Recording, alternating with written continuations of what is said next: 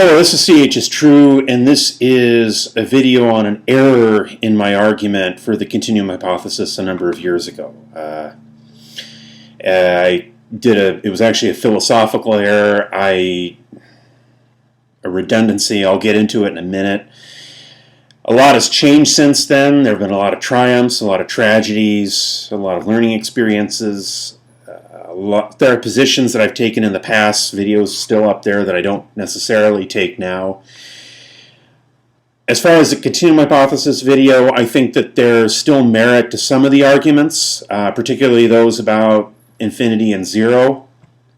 But the claim that those arguments automatically affirm the continuum hypothesis, I realize there's an error in that claim. There's an error in my argument that I will get into in a few minutes.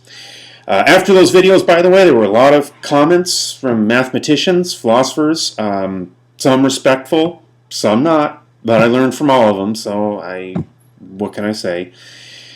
I think that I've learned a lot since then about making my steps rigorous, hopefully, maybe not. But okay, let's get into, first of all, what the argument was heuristically. The videos are still up there. I'm not taking them down, so you can go watch them. But the argument was that there's a difference in levels of infinity, not just in terms of cardinality, but in terms of type. That the infinity of the counting numbers has the property of what we could call discreteness, while the infinity of the continuum does not. And that by property of the discreteness, the infinity of the counting numbers, if you multiplied that infinity by 0, you would get 0. Now mathematicians would say that 0 times infinity is 0, and most would say that in all cases. But I made an argument that infinity, the continuum, the infinity of the real numbers times 0 is in fact undefined. And I believe that I made that case pretty well. I think that it's a case that would seem to correspond to what we actually observe in terms of calculus and limits. As the limit approaches 0 or the limit approaches infinity, we sometimes would have non-zero answers, answers other than 0 or else undefined answers. And so I made a case based on mathematics and philosophy that you can accept or not, because that's not the point of this video, that 0 times the level of the cardinality of the continuum is undefined. But then I made an additional statement where I realized that I was wrong, and I was thinking about this while lying in bed, because that's the excitement of lying in bed in my life at this point. So I'll take that for what it's worth. But I was lying in bed, and I was thinking about the continuum hypothesis argument, and I hadn't thought about it in a long time. And I realized that I was resting on the assumption, again, we have discrete, we have continuous. I was resting it on an assumption that what's constructible is what exists. And that has already been proven long before me, that argument that V equals L is in fact would automatically affirm the continuum hypothesis. So in a sense, the argument I made, even if true, has already been made in a more general sense. That I, at the time of the video, had suggested that my argument could stand whether V equals L, affirming whether what's constructible is what exists, whether that's true or not, that my argument would stand. But my argument actually rests on that.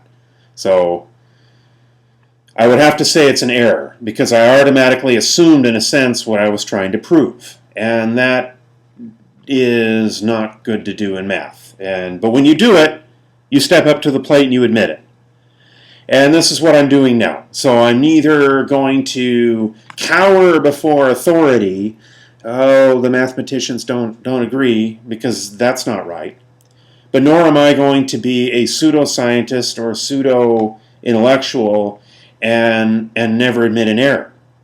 The third thing to do here is to not think about yourself or what your status is or what your even right to speak is, and just speak the truth as you understand it. But the right to do that is contingent on responsibility. And so if you put something out there that is wrong, you have to take responsibility for it. And so I do. I put something out there that was an argument that rested on an assumption that was not stated in the argument. And the assumption, yes, already automatically affirms a continuum hypothesis, and that is that what is constructible, because again, you have the continuous and you have the discrete, and these are constructible categories, and any mathematical sets based on them are constructible. So it rested on the assumption that what's constructible is what exists, but that's not an assumption one can make in set theory, and I made it, and so I apologize. So please do continue to consider the arguments about zero and the null set and infinity, but I might have to change the name of this channel to CH might be true.